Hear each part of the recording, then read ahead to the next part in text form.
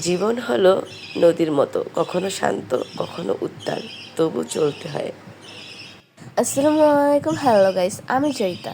আসসালামু আলাইকুম, hello guys, আমি মেহু। আমি ভালো আছি, আর তোমরা কেমন আছো?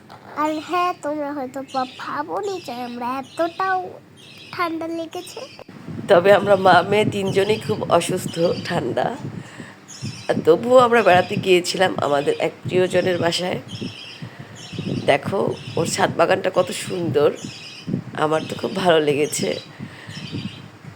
কত সুন্দর মরিচ মরিচ দেখেই আমি কখন গাছ থেকে তুলবো সেটা ভাবছিলাম, পরে 3টা তুলেই নিলাম।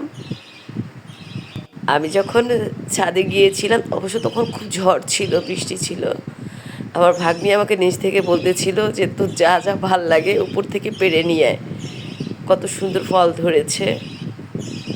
তবে ওর ছাদ বাগানটা আর ওর ছাদ বাগানের যে চারপাশটা এত সুন্দর, ফুল ফল সব দিয়ে ভরা, আমার তো খুব ভালো লেগেছে।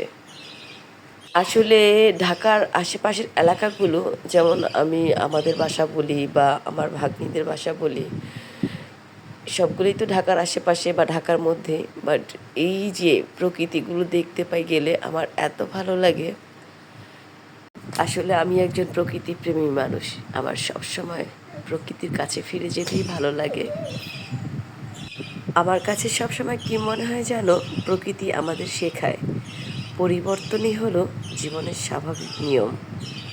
আরেকটা বড় কথা হলো কি জানো, যে মানুষ ছোট ছোট আনন্দকে মূল্য দিতে জানে তার জীবনই সত্যিকারের সুন্দর। দেখো ওদের গাছে কত সুন্দর কাঁঠাল ধরেছে। আমার সবসময় এটা মনে হয়, প্রকৃতিকে ভালোবাসা মানে নিজের ভবিষ্যৎকে ভালোবাসা। একটা প্রবাদ বাক্য আছে, জীবনে যতই ঝড় আসুক শেকড় শক্ত থাকলে গাছ টিকে থাকে।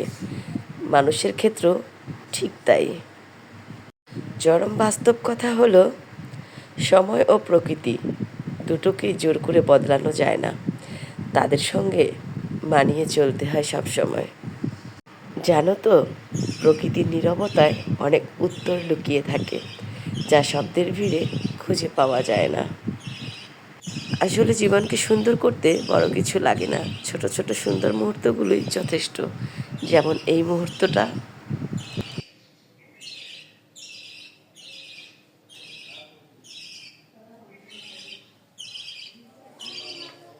যদি প্রতিদিন সেই রঙিনে হাসি ব্যথা দেয়, যদি সত্যগুলো স্বপ্ন হয়ে শুধু কথা দেয়, যদি প্রতিদিন